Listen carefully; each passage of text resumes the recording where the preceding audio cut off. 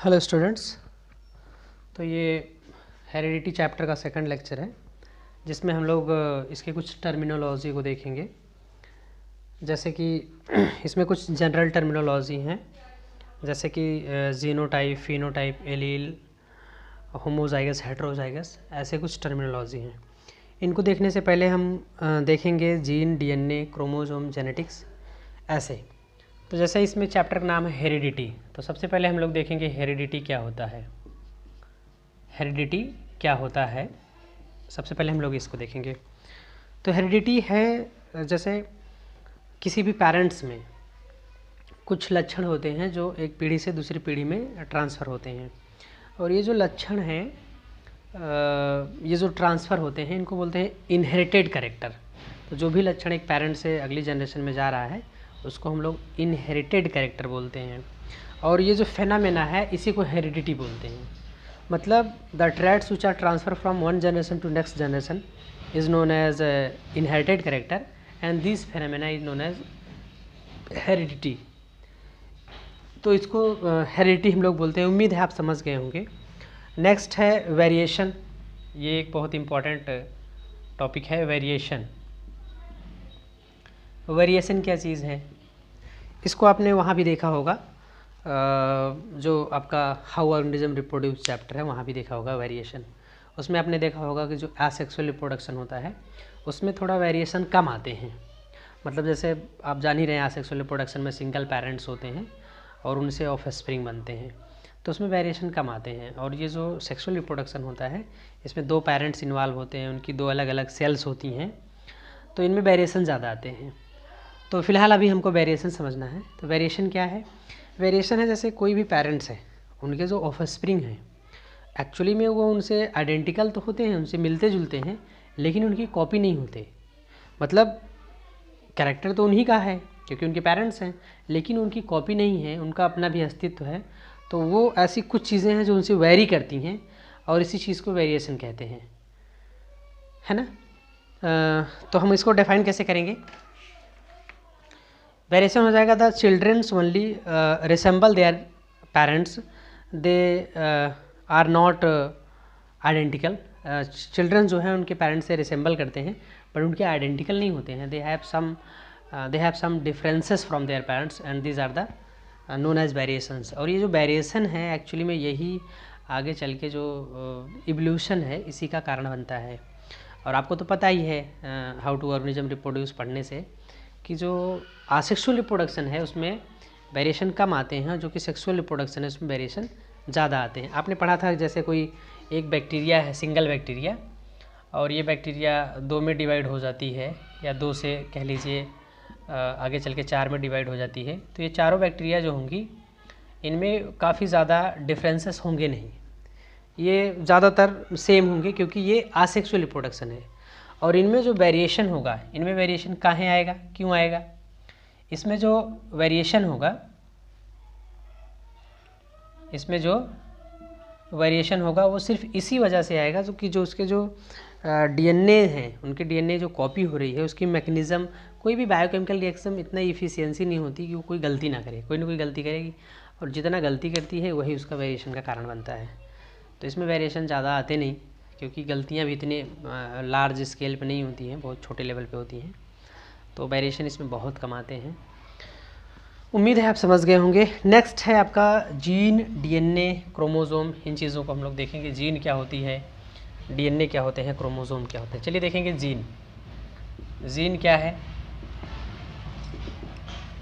Gene देखेंगे।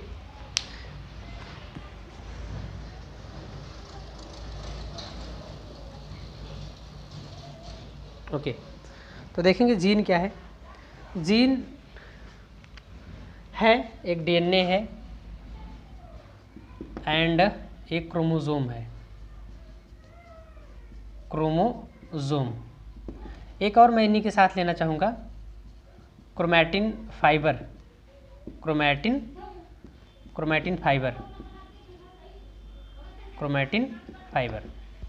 तो मैं इन चारों को देखना चाहूँगा ताकि आपके दिमाग में एक माइंड में कब बन जाए। सपोज़ करिए ये एक सेल है और ये सेल का न्यूक्लियस है। तो ये जो न्यूक्लियस है ये डबल मेम्ब्रेन होता है, आपको तो आइडिया है।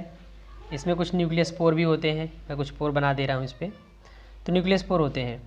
जब तक ये सेल मेटाबॉलिकली एक्टिव होगी, जब तक ये काम कर रही होगी, इसमें जो एक्चुअली में जो इसके जेनेटिक मटेरियल हैं ऐसा डिफ्यूज्ड रहते हैं, जिनको आप बोलते हैं क्रोमैटिन फाइबर।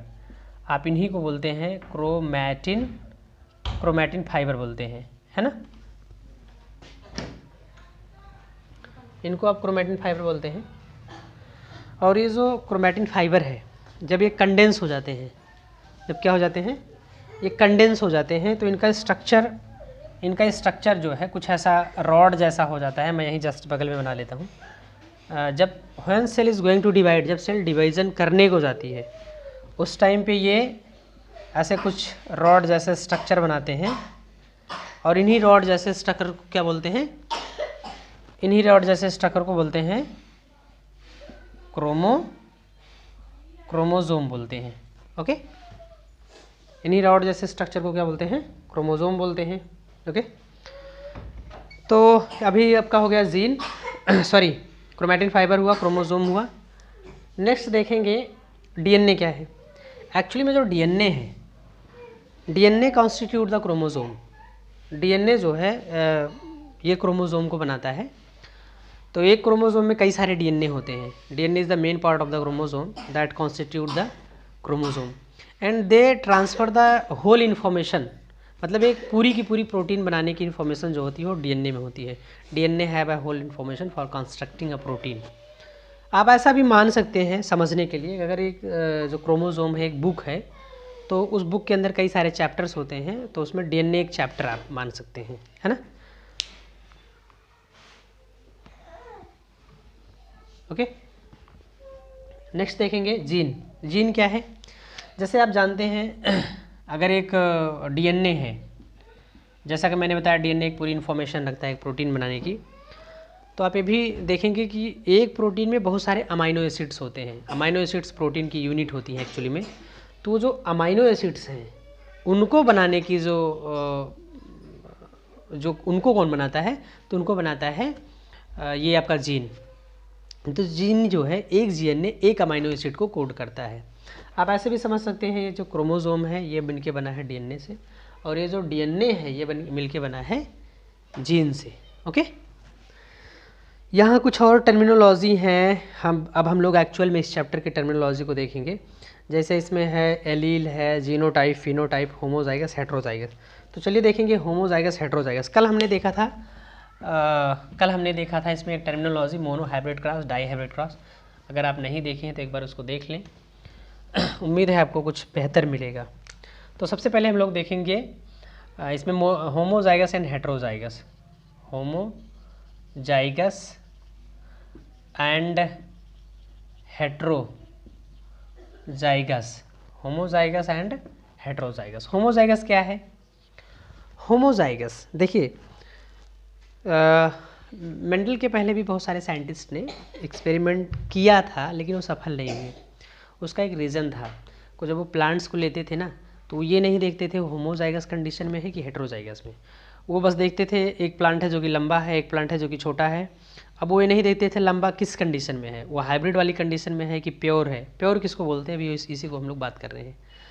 तो एक्चुअली में जब होमोजाइगस पे होता है तो हम उसको प्योर बोलते हैं, और जब वो हेट्रोजाइगस पे होता है तब हम उनको हाइब्रिड बोलते हैं। जैसे मान लो प्लांट टाल है, ऐसे में टाल होगा, कैपिटल टी कैपिटल होगा तो टाल होगा। अगर कैपिटल टी और स्मॉल टी होगा तब भी तो प्लांट टाल ही होगा ना। अब देखने में ये थोड़ी पता चल रहा है कि ये प्लांट में ये कैपिटल टी वाला टाल है या फिर ये कैपिटल टी और स्मॉल टी वाला टाल है। अदर जो साइंटिस्ट होते थे जिन्होंने थोड़ा सा ट्राई किया जेनेटिक्स को समझने का, वो यही मिस्टेक करते थे। कोई बड़ा प्लांट मिला तो उसको मान लेते थे ये लंबा प्लांट है, और उसको क्रॉस कर देते थे छोटे वाले प्लांट से, क्रॉस कर देते थे। ये नहीं देखते थे वो कंडीशन उसकी होमोजाइगस है कि हेट्रोजाइगस है। मेंडल ने इस पर एक बढ़िया काम किया। क्या किया उन्होंने? जैसे ये प्लांट्स है, टाल प्लांट है, तो उसको पहले उन्होंने क्या किया, उसको उगाया, अपनी फील्ड में उगाया। जैसे ये टाल प्लांट है, मान लो ये प्लांट है, इसको उन्होंने अपनी फील्ड में उगाया, ए मान लेते बी। तो जब उन्होंने उगाया, देखा सारे प्लांट्स क्या हो रहे हैं, टाल हो रहे हैं, सारे प्लांट्स टाल हो रहे हैं। उन्होंने फिर से उगाया, मान लेते हैं सी, 1 2 3 4, अब देखिए सारे प्लांट्स टाल हो रहे हैं हर बार, तो कहीं ना कहीं देखिए ऐसा भी हो सकता है कि इसमें छोटा भी आया हो। मान लेते हैं ये छोटा आया था, दो प्लांट छोटे आए थे, 2 प्लांट बड़े आए थे, तो उन्होंने बड़े वाले को फिर से उगाया। अगर उसमें फिर से छोटे आए तो फिर से उनको अलग कर दिए। अगर वो बार बार बड़े ही आ रहे हैं, छोटा आ ही नहीं रहा है, तो इसका ये मतलब हो गया कि अभी वो अपनी प्योर हो गया है, या जिसको हम होमोजाइगस कह सकते हैं। क्योंकि आपको भी पता है किसी भी कैरेक्टर को ट्रांसफ़र करने के लिए जो क्रोमोजोम्स होते हैं वो जोड़े में होते हैं, पेयर्स में होते हैं।